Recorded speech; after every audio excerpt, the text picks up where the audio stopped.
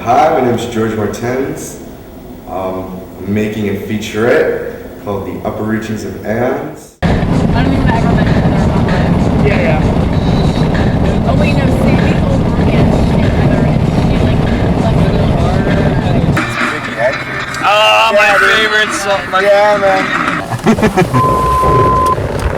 That's good, dude. You gotta have a little Doesn't faith. look like it'll. You gotta have a. All right. We'll burn that bridge when we cross it. All right. Well, You should go to then after Temple that, you're gonna have to Mordor. fight Mephistopheles, Satan's left-hand man. So George's shoot, it has a lot to do with string theory and how, autonomy of the universe, everything correlates, it's basically universalism. Okay, so the movie's based on my grandmother's book, which she was in Peru and she had this experience and she heard these voices in her head. So she thought she was schizophrenic. And my dad's friend, David Trachtenberg, was like, just write all what they're saying down. Like, they're telling you to write it down, just write it down. And her writers are the upper reachings of Aeons. Aeons in Greek is eternities, so it's the upper reachings of eternities. And book's basically about consciousness, how Earthlings are materialists, and that we don't realize a lot of the powers that we have. There's a lot of shit we don't know. So basically I just took the beginning of the book and trying to do like a featurette for the big movie.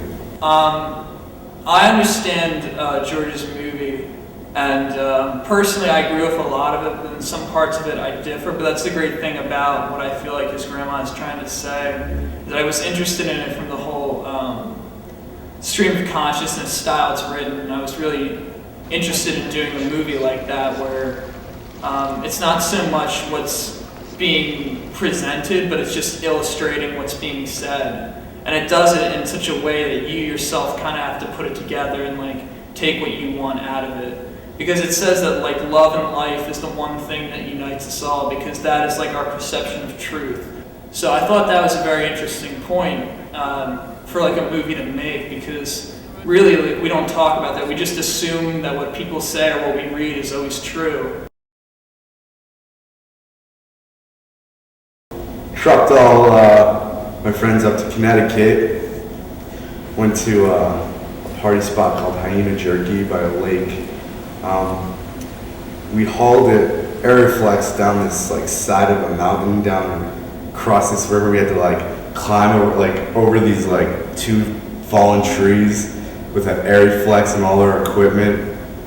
Got across pretty flawless. We did truck all our equipment across this giant stream. And Steve, who's like our DP, and like, well, it's me, Steve, and George, we all work together. Steve's like always our DP, he's always technical, and he doesn't really like doing like crazy shit that me and George are always kind of putting him through, like on our shoots and stuff. I forgot. George, we have to cross this? But now it's like, we misunderstood, we thought he was scared, but here at the same time we're like, having him truck across streams, handling snakes. Like on my shoot, he had to get on top of a rooftop, and like, I feel bad because we put him through so much like crazy things. The Garden of Eden shoot, we were a little bit, like I've never been north of Jersey really, except I've been in other countries, but like Connecticut was such a strange place for me, especially Danbury, because I didn't expect it to be so hood. But anyway, we went there and we took this snake out in public, and it was pretty crazy. Can't get a snake. Yeah, bitch, I'm gonna get a snake. Grab that snake, put it on the ground, film that shit. I'm pretty good, pretty flawless. That was a fun shoot because like all 3 of us shot different shots of like Dan playing Adam by the sun, and like we all got these like amazing shots. So that was like the one day where like our teamwork and like our different styles of like working together really paid off. So that was cool as shit. So basically, I never saw this shit happening, like actually working out, but we got the snake. It actually cooperated. Adam and Eve were perfect, and the lighting was awesome, and this is a big Murphy just took a hike today. Cause Nothing nothing went wrong. Well, hopefully Yeah, we can get all that hopefully. equipment back. I mean, the car could like burst into flames. What is Murphy's Law, George? Well, there's this dude called Murphy, and he seems to, always come around trying to fuck shit up. Murphy's Law, anything that can go wrong will go wrong. So my philosophy is, fuck Murphy, we're gonna fix these problems. Well, really what aggravated me the most about everything was that we shot film, but that because of the cost and because of different issues that we couldn't get the film we shot developed, and we weren't sure exactly if it came out right because we didn't have, the cage didn't give us the correct equipment, and we checked with them and we thought that they'd given us everything, but they didn't. As it typically happens, there's a miscommunication, we end up getting fucked and we couldn't really do anything about it. So I had to kind of make this makeshift thing to hold the filter on top of the camera, which is kind of a deterrent. Well, okay, the studio shoot. Murphy came in with the force on that one. I went to my teacher and I asked him if I could use the studio. And he's like, oh, sure, but you gotta do me a favor, you gotta act in my class. And he's like, but you have to be a woman. I was like, alright, whatever, if I can use the studio, I'm down. So I go there, waiting outside the class. They pull in one of my classmates and they're like, come here, you're acting. Pull it in, I go up to the door and they slam the door in my face. Stand there, oh, okay, I guess you don't need me. So I come back at 9 when the class is over. Go over and the door's locked. So I had all this stuff and I couldn't get into the studio. So Joe comes in, I'm like, Joe, this sucks. How are we gonna get in here? And he's like, we're getting in here. It's like, all right. So we go down, we find a janitor. Let us into that studio and I was pumped as hell.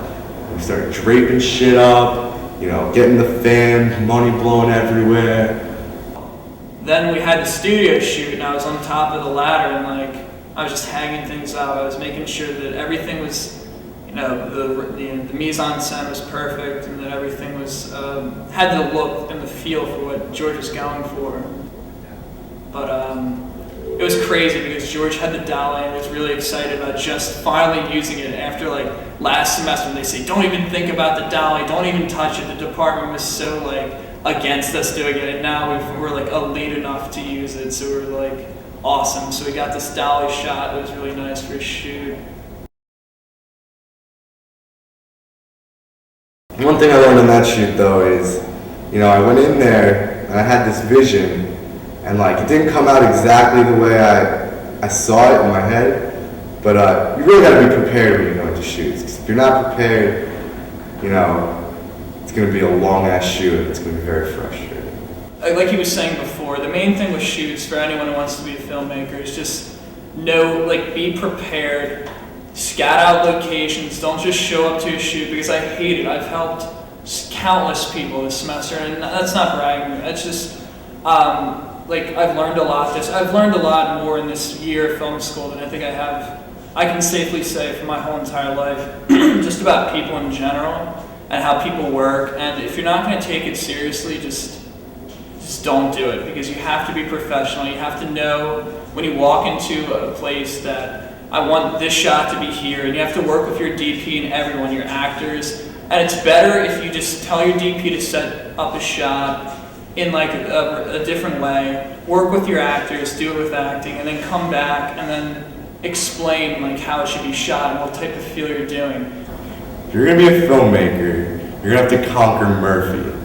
And we ran into Murphy so many flipping times, and he was just like, you're not getting this movie done. You have to battle him straight on. You can't just be bitching about things going wrong. You just gotta fucking do it.